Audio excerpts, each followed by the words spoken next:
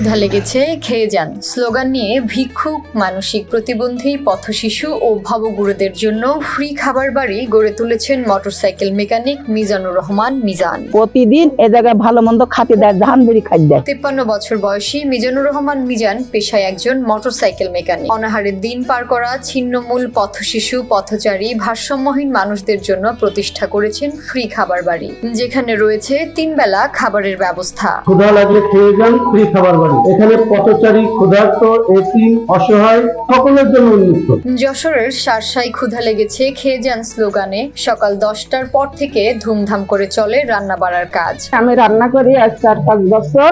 এতিম, মিসকিন, প্রতিবন্ধী এরা সবাই খায়। রান্না শেষ হতেই আশেপাশে থাকা ভিক্ষুক, মানসিক প্রতিবন্ধী ও ভবগুরুরা প্রায় অর্ধশত নারী পুরুষ এসে জড়ো হয়ে যান মিজানের ফ্রি খাবার বাড়িতে।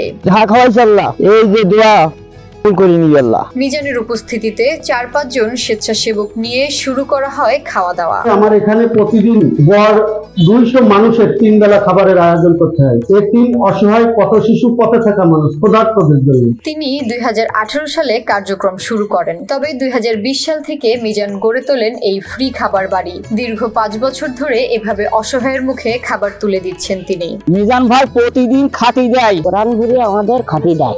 এরম ভালো যেন খাতি পারি, আল্লাহর কাছে দোয়া করি এরম যেন প্রতিদিন খাতি দিতে পারে। আমাদের খাতি দেশে ভোজ ভাত আর হেয়াইছি সবসময় যেন আমরা খেতে পারি এইভাবে। মিজান ভাই বেঁচে থাকুক, আমাদের জন্য দেখি খাওয়াতে পারে। যশোরের অসহায় মানুষের ভরসার জায়গা মিজানুর রহমান। এখানে বেশ যত্ন সহকারে খাবার খাওয়ান তিনি। এখানে মাছ, গোস্ত, ডিম সহ রয়েছে নানা পদের খাবার। ডিম দেশে, গরু দেশে, ডাল দেশে আমরা খাইছি। আল্লাহ ভালো রাখুক, সুখী রাখুক, শান্তিতে রাখুক, আল্লাহর কাছে শুকরিয়া আদায় করি। আমরা ভিক্ষে করে খাই, আমরা খাতে পারি না, খুব শান্তিভাবে খাইছি। আল্লাহ যেন তার ভালো করুক। মহামারী করোনা কালে অনাহারে থাকা পথশিশু ও রাস্তার পাগলদের খাবার খাওয়াতে শুরু করেন খাবারের এই হোটেলটি।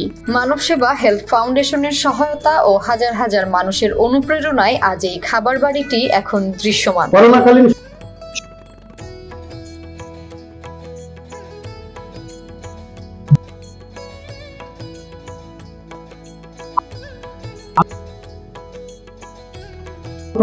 যশোরের শার্শা বাজারে ভাই ভাই ইঞ্জিনিয়ারিং ওয়ার্কশপ নামে মিজানুর রহমানের মোটরসাইকেলের গ্যারেজ রয়েছে।